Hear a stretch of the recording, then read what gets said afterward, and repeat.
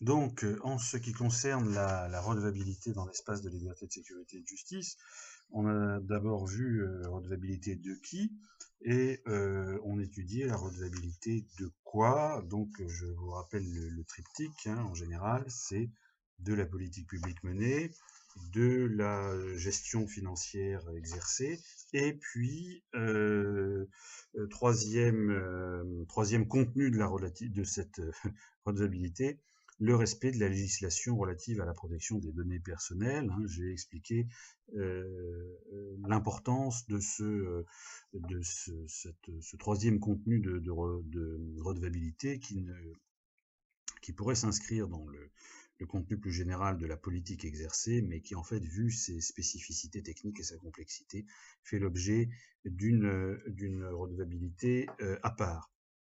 Alors, je vais la développer un petit peu, mais je ne parlerai que de la redevabilité de la Commission et des agences, hein, à l'égard du respect de la législation relative à la protection des données personnelles. Et pour comprendre un petit peu ce dont on va parler, je vous rappelle la distinction que j'avais faite quand on avait abordé la question des bases de données, c'est-à-dire la distinction entre l'instance exploitante d'une base, c'est-à-dire qui met en œuvre la politique, hein, qui se sert des bases de données pour mettre en œuvre la politique dont elle est chargée. En général, il s'agit donc de la Commission et de la plupart des agences, et d'autre part, ce qu'on appelle l'instance gestionnaire, qui elle est plutôt chargée de la maîtrise technique de ces bases de données, de leur sécurité, etc. Et je vous avais dit qu'il y avait une agence qui était spécifiquement chargée de cette tâche gestionnaire pour la plupart des bases de données, du moins de dimension européenne, c'est l'agence EU-LISA. Alors, cela dit, après ces rappels, donc on peut distinguer quatre modalités de redevabilité à l'égard de la protection des données à caractère des données à caractère personnel. La première, c'est la redevabilité des instances qui exploitent les plus grandes bases de données européennes dans notre espace, que sont le système d'information Schengen, le système d'information sur les visas, hein, avec le fameux visa Schengen, et Eurodac, les bases de données des demandeurs d'asile.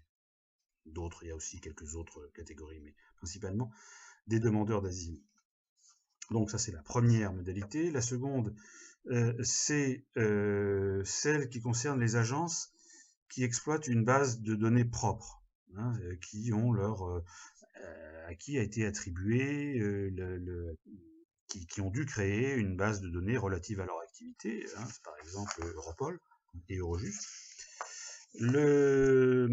Troisième modalité, c'est celle de la redevabilité des agences, et il y a toujours des agences dans notre espace, qui traitent des données à caractère personnel, mais sans exploiter de base de données propres. Ils s'en servent pour le travail, mais qui les traitent, mais qui ne les stockent pas. Et enfin, quatrième et dernière modalité, c'est celle de la redevabilité, de cette agence un peu particulière, hein, cette agence EULISA chargée de la gestion des principales bases de données européennes de notre espace. Alors, si commençons par la première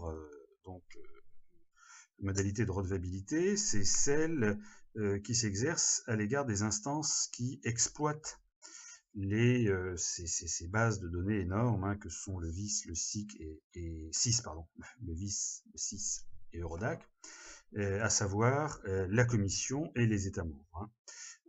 Ce qui caractérise la gestion de ces bases, c'est véritablement la coordination de la gestion, d'une part, et donc la coordination du contrôle qui est exercé sur la manière dont les États membres, d'une part, et la Commission, d'autre part, respectent la législation relative à la protection des données à caractère personnel. Alors, donc, vous voyez, ces bases de données donc, sont co-exploitées hein, par les organes compétents, aussi bien au niveau de la Commission que celui des États membres. Et ensuite, elles doivent rendre compte à ce qu'on appelle des organes de contrôle. Alors on verra que les noms peuvent parfois changer, on les appelle parfois des organes, des groupes ou des autorités de contrôle, mais ce qu'il faut bien comprendre, c'est que derrière, la réalité est la même, c'est-à-dire qu'il s'agit d'organes, de groupes, d'autorités qui sont composés aussi bien de représentants, des autorités nationales chargées de la protection des données, et de représentants également du contrôleur européen de la protection des données.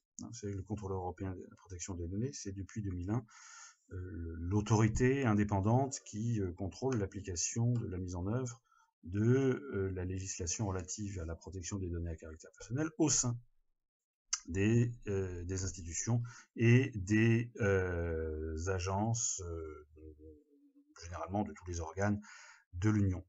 Donc,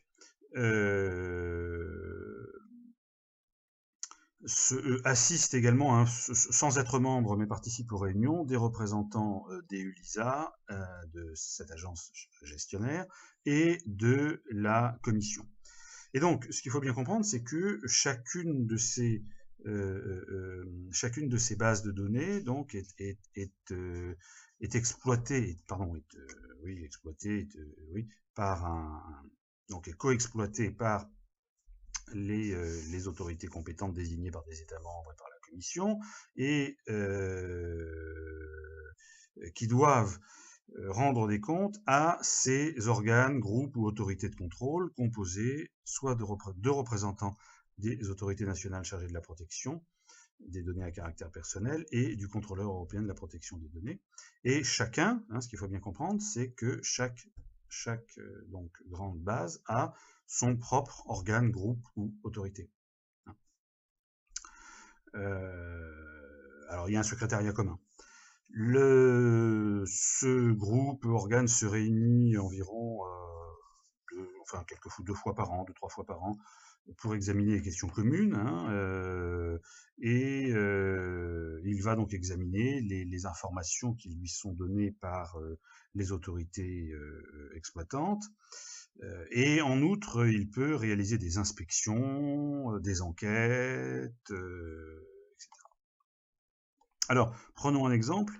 En ce qui concerne le système d'information Schengen, eh bien, ce système d'information Schengen était ces autorités exploitantes hein, devaient rendre des comptes avant 2013. Hein, ça s'appelait une autorité de contrôle commune Schengen. Autorité de contrôle commune Schengen depuis 2013.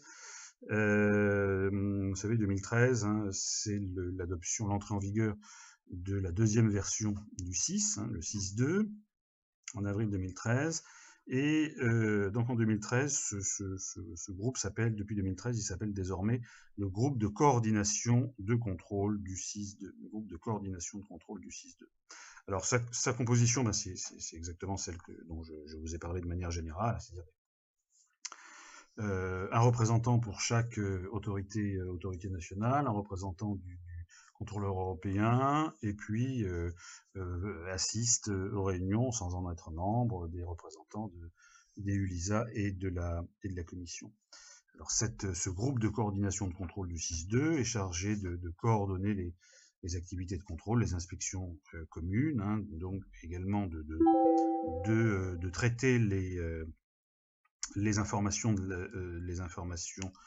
sur les exploitations qui sont faites, par les autorités compétentes des États membres européennes, de vérifier les dispositions relatives à la protection des données dans le cadre du 6.2, etc., etc.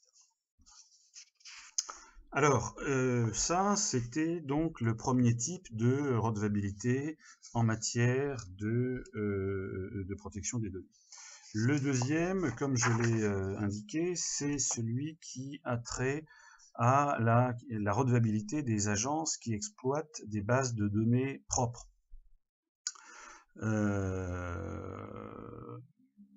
Eh bien, à chaque dans ce cas-là, a été créé un mécanisme de redevabilité propre, lui aussi. Donc, comme vous le savez, les Europol a créé son statut lui a permis de créer une base de données propre qu'on appelle le système d'information Europol, dont d'ailleurs le nombre d'entrées augmente très fortement, le nombre de consultations encore plus. Et Eurojust également a pu, de par son statut, créer une base de données propre qu'on appelle le système de gestion des dossiers. Le système de gestion des dossiers. Et ce qu'il est intéressant de voir, c'est que ces mécanismes de redevabilité dédiés, propres à chaque agence, à Europol et à Eurojust, eh bien, sont en train d'évoluer. Alors, on est parti d'un modèle classique pour aller vers un nouveau modèle. Alors, le nouveau modèle, c'était celui d'Europol avant 2016. Vous savez qu'Europol a été profondément réformé en 2016. J'en reparlerai. Et Eurojust. Alors, Eurojust, on envisage de le faire. On n'a pas encore réformé il n'a pas encore été réformé. C'est un projet. La Commission a soumis une proposition depuis 2013, mais cette proposition n'a pas encore abouti. Bon, sans doute l'adoption du règlement sur le parquet européen permettra de débloquer peut-être les choses à son égard. Alors, donc c'est toujours le Eurojust est toujours sous le modèle classique. Alors,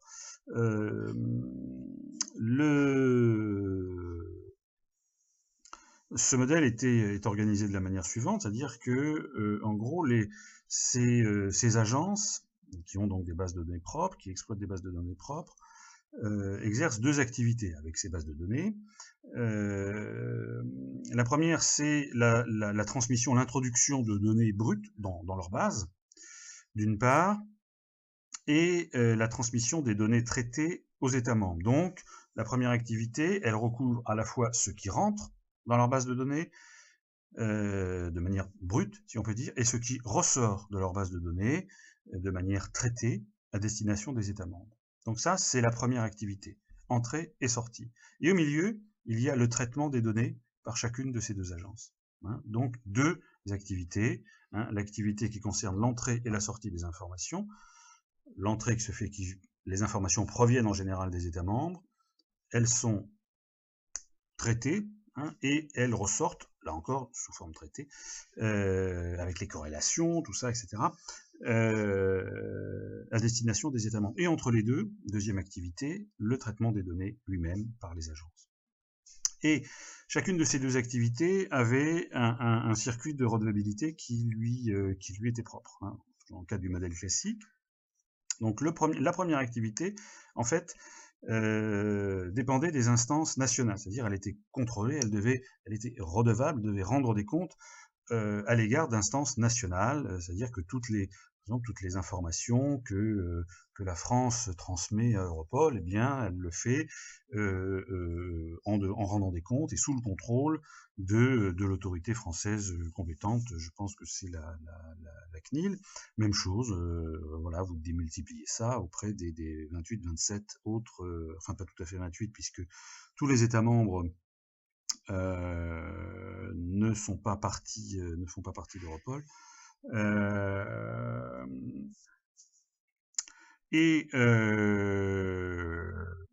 En revanche, donc ça concernait cette redevabilité, s'étend également donc à la transmission des données des États membres vers Europol ou vers Eurojust d'ailleurs, et ensuite à la récupération des données traitées par les États membres. Là encore, tout ça se fait sous couvert des instances nationales.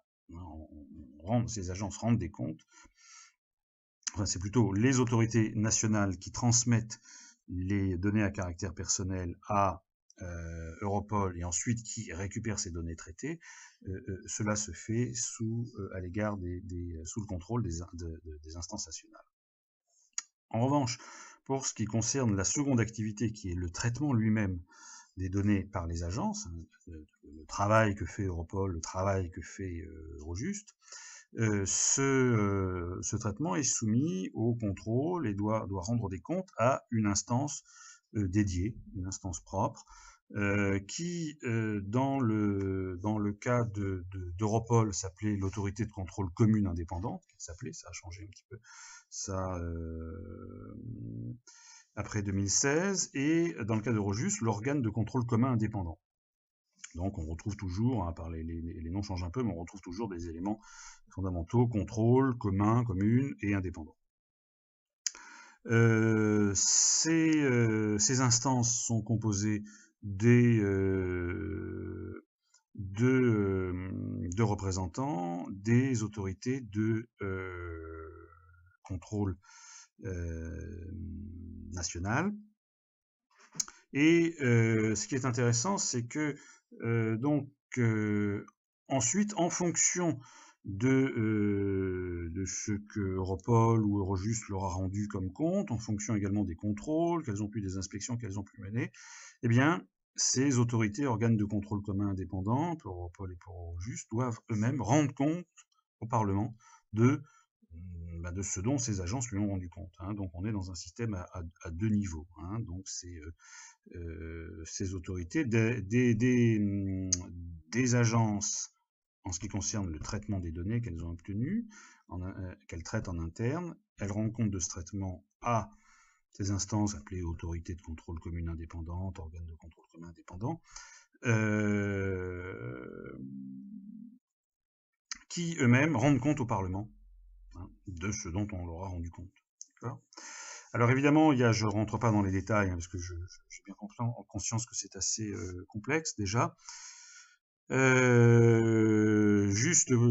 vous signale juste que, évidemment, il y a des garanties d'indépendance qui sont un petit peu plus poussées en ce qui concerne l'organe de contrôle commun indépendant, qui est l'organe à l'égard d'Eurojust, hein, puisque Eurojust étant une agence liée à des autorités judiciaires, donc avec des garanties d'indépendance plus poussées. Donc ça, si vous voulez, c'était l'ancien modèle, hein, 2 activités, 2 redevabillités, devant des instances différentes, chacune devant des instances différentes. Alors le nouveau modèle, c'est toujours concerne Europol, mais après, depuis 2016 plus exactement, et est également présent dans le projet de réforme d'Eurojust de 2013, mais je répète, ce projet de réforme n'a pas encore été adopté. Alors les 2 activités évidemment sont les mêmes, hein. D'un côté c'est la transmission des données, le mouvement ascendant si vous voulez, des données qui sont transmises par les autorités nationales vers Europol ou Eurojust, et ensuite le mouvement descendant de ces données traitées vers les autorités nationales, d'une part, et la deuxième activité, c'est le traitement des agences en lui-même par les agences. Le traitement des données, pardon, par les agences. On retrouve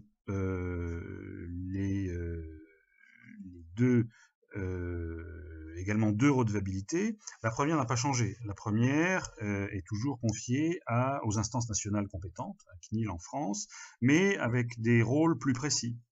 Là, on détaille beaucoup plus la manière, les textes européens détaillent beaucoup plus la manière dont ces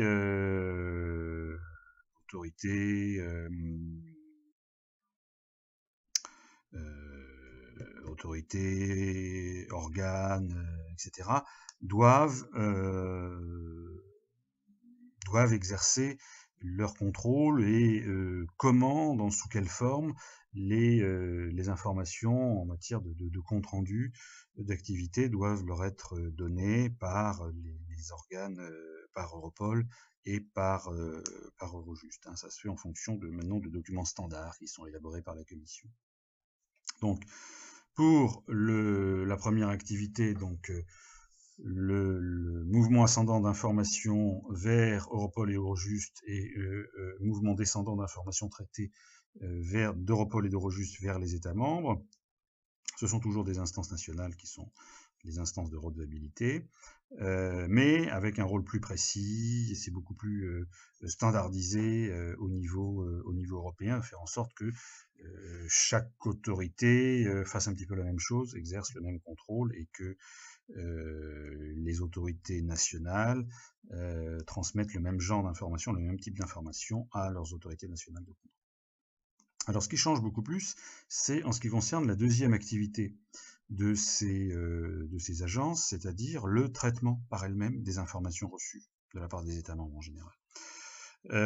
Donc là, il s'agissait auparavant d'agences propres, dédiées, hein, qui étaient créées, une pour Europol, une pour Eurojust.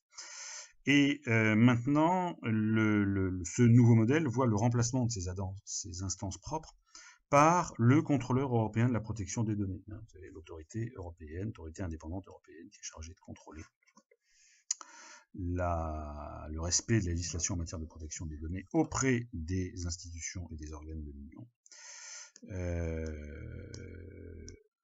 Alors, ça a été le changement est réalisé, opérationnel, hein, pour Eurojust depuis 2016, pour Europol depuis 2016. En revanche, en ce qui concerne Eurojust, c'est prévu dans le texte de la réforme, mais évidemment, ce n'est pas encore adopté. Alors, il y a encore deux autres modes de redevabilité dans ce domaine. Je vous rassure, ils sont beaucoup plus simples. Le premier est celui de la redevabilité des agences qui traitent des données à caractère personnel, mais sans exploiter de base de données propres. Frontex, par exemple, ou le bureau européen en matière d'asile. Donc là, évidemment, ces agences doivent respecter la législation relative à ces données, mais sans que soient créés des mécanismes de redevabilité qui soient propres aux activités qu'elles mènent et qui peuvent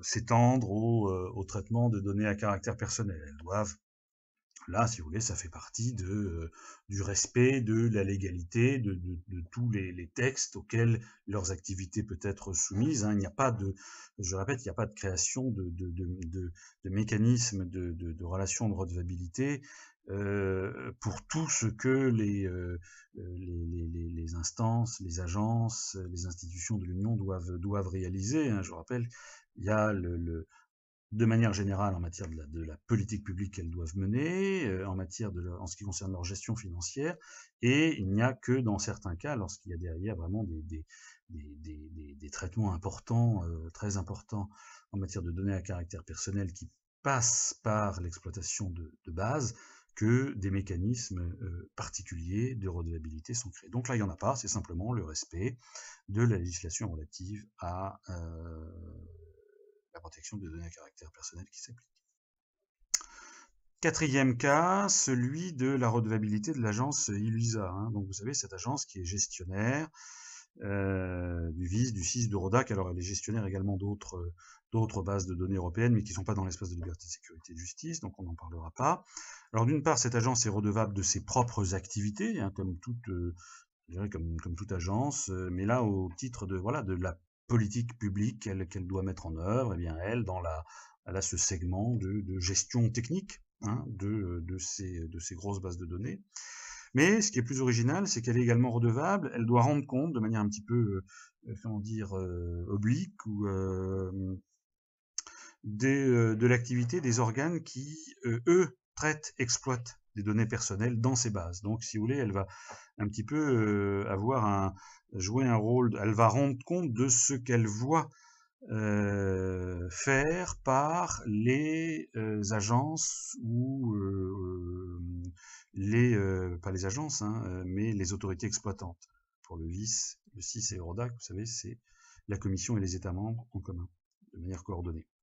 Et là, eh bien, elle est chargée de rapporter sur la manière dont, puisqu'elle voit tout, elle a la possibilité, hein, donc vu que c'est elle qui exploite matériellement ces bases de données, de tout ce qui peut être problématique pour aller vite en matière de gestion des données à caractère personnel.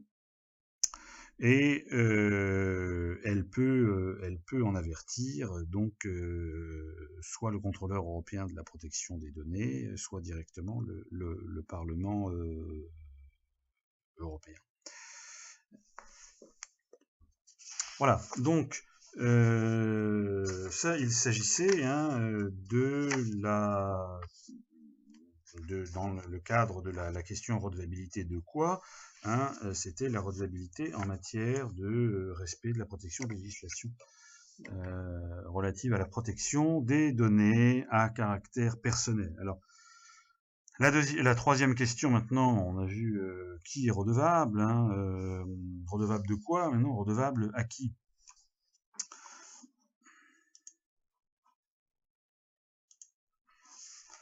Alors, redevable à qui? Ça suppose que soit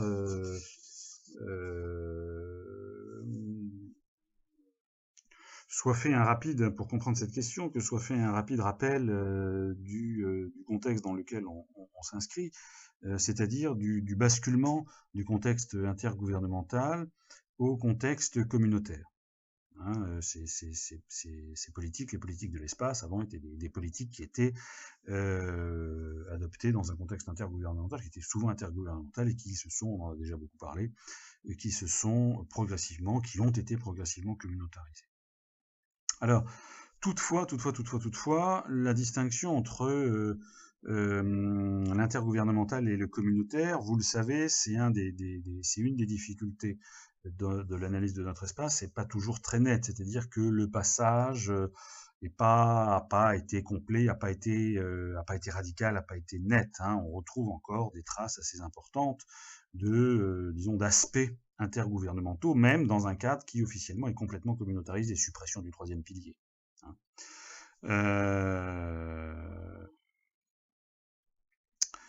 Bon, mais c'est vrai que cette distinction est commode, et voilà, donc on est dans un contexte communautaire, mais ce qu'il faut bien comprendre, c'est que, eh bien, il y a encore des traces intergouvernementales importantes. Alors, qu'est-ce que ça implique, ces traces intergouvernementales importantes? Eh bien que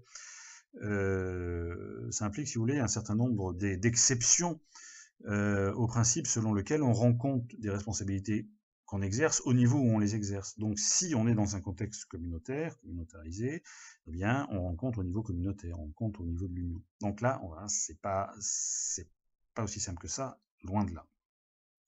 Alors, donc, a priori, on rend compte aux instances communautaires, donc c'est le principe. On rend compte donc de grandes instances à qui on rend compte, à la commission. Rappelez-vous les deux rôles de la commission, c'est à la fois une institution de l'Union qui elle-même rend des comptes, parce que dans le cadre des compétences qu'elle peut avoir en matière de mise en œuvre dans l'espace de liberté, de sécurité et de justice, donc elle va rendre compte principalement aux législateurs, au Conseil de l'Union européenne et au Parlement européen. Mais également, la commission, pour les raisons qu'on a expliquées, la commission est organe elle-même est instance de redevabilité pour un certain nombre en particulier pour les agences européennes. Alors, autre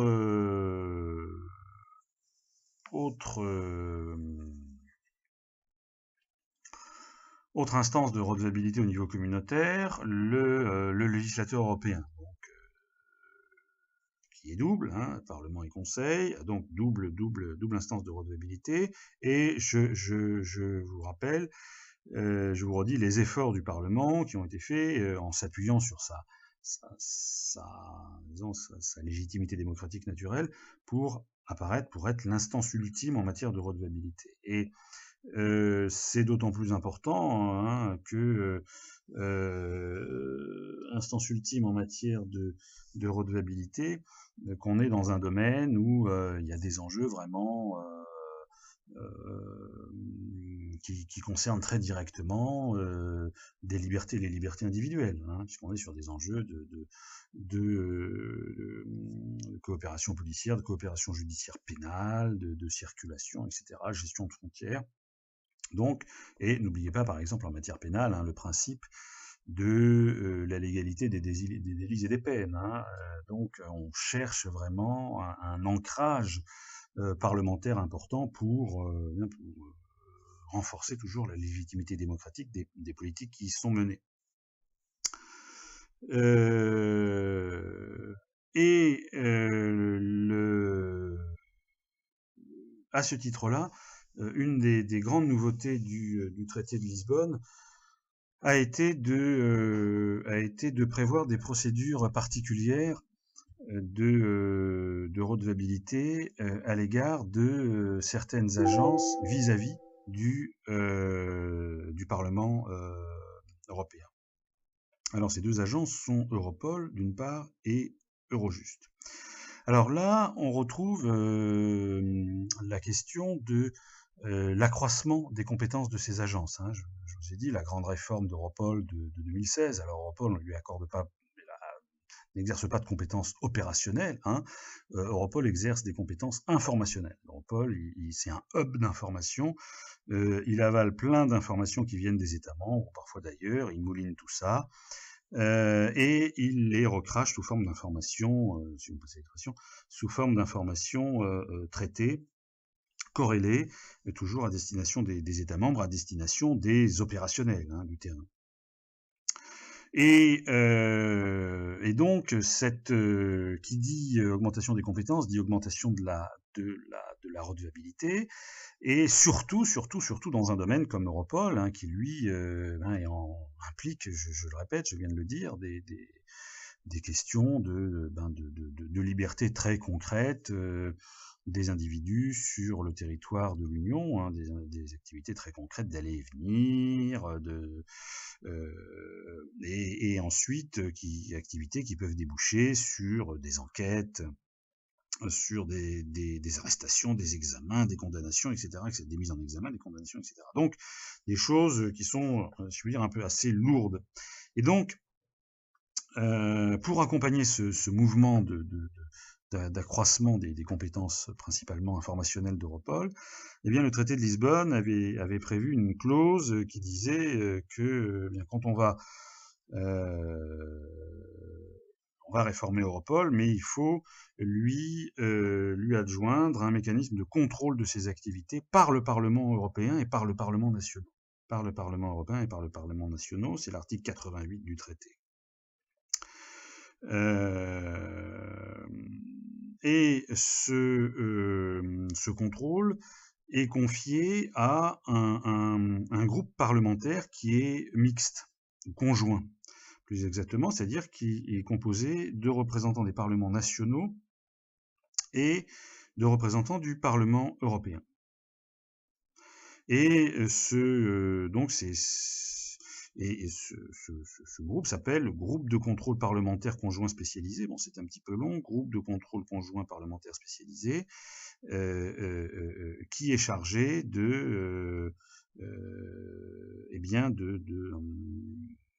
d'examiner tous les rapports d'activité rendus par Europol, mais également de mener des enquêtes, le cas échéant, des inspections. Et donc ce mécanisme est en train de se mettre en place à la suite de la réforme d'Europol en 2016. Donc je pense que maintenant vous voyez que tous ces éléments qu'on traite, qui peuvent, évidemment, on doit les traiter commencer de manière un petit peu atomisée, en prendre un, peut-être aller chercher un peu loin les choses, mais j'espère que tout se met en place maintenant, et va continuer à se mettre en place. Alors, un mécanisme disons similaire a été prévu pour l'évaluation d'Eurojust.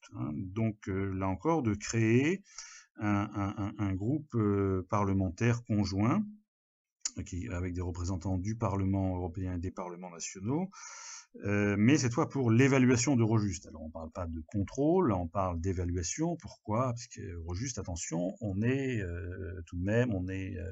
c'est une agence européenne qui n'est pas une agence d'exécution comme peut l'être Europol, et dans un domaine sensible, donc il faut contrôler. Là, on est dans le cadre d'une agence, je veux dire, quasi judiciaire, ou en tout cas liée à des autorités judiciaires. Donc, respect de la séparation des pouvoirs, indépendance, etc. Donc, on ne parle que d'évaluation. Bon, mais là encore, cette évolution est possible. Elle est contenue dans le projet de réforme qui date de 2013, mais je répète, n'a pas encore été mis en œuvre. Alors, il y a aussi des...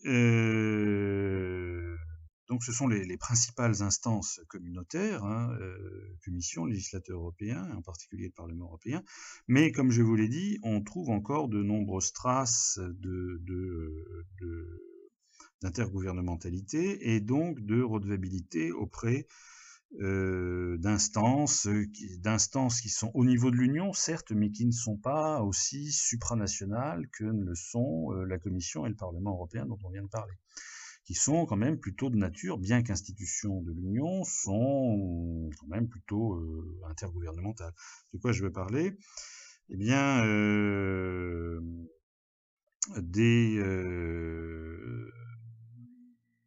des conseils d'administration des agences, hein, d'Europol, par exemple, de Frontex, hein, ces conseils d'administration sont composés de représentants des États membres.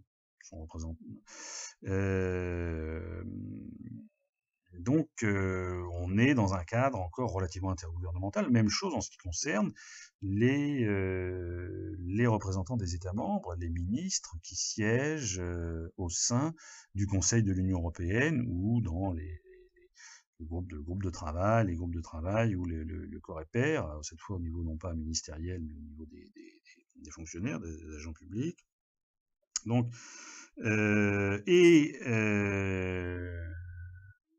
qui ensuite, a priori, entraîne une autre relation de redevabilité qui est de la part de ces représentants nationaux qui siègent soit au conseil d'administration des agences, soit au Conseil de l'Union, on va dire, pour aller vite, dans ses différentes déclinaisons et organes préparatoires, envers les instances nationales.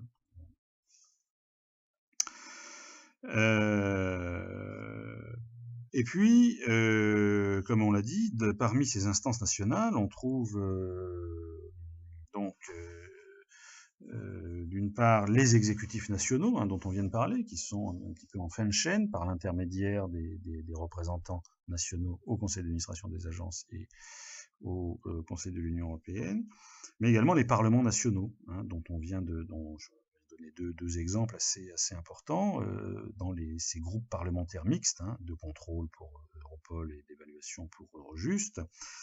Et là encore, alors c'est pas tellement là ici une question d'intergouvernementalité qui est en jeu, c'est plutôt une question de recherche, hein, je l'ai déjà dit, de recherche d'appui sur on va dire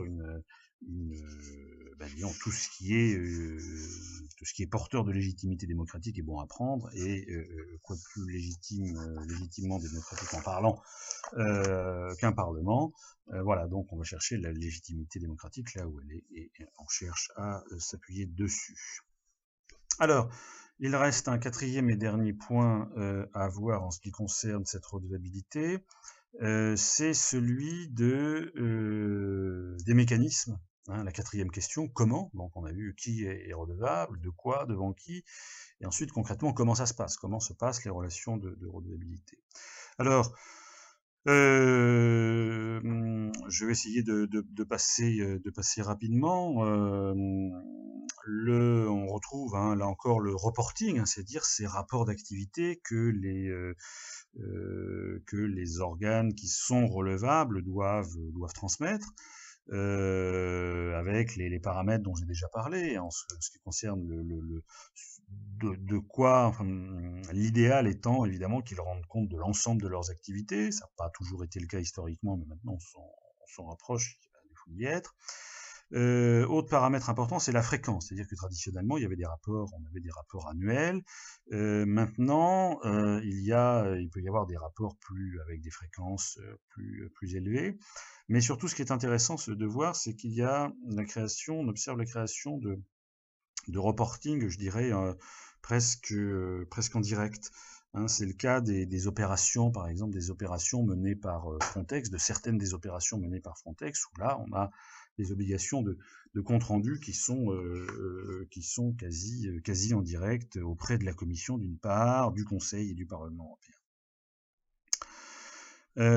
Donc autre autre élément, un autre mécanisme de redevabilité, c'est la transparence. Hein, j'en ai déjà parlé. Le reporting fait partie de la transparence. La transparence étant peut-être un peu plus large, puisque la transparence suppose que d'avoir accès, que l'organe en question, l'instance en question, présente, je dirais, en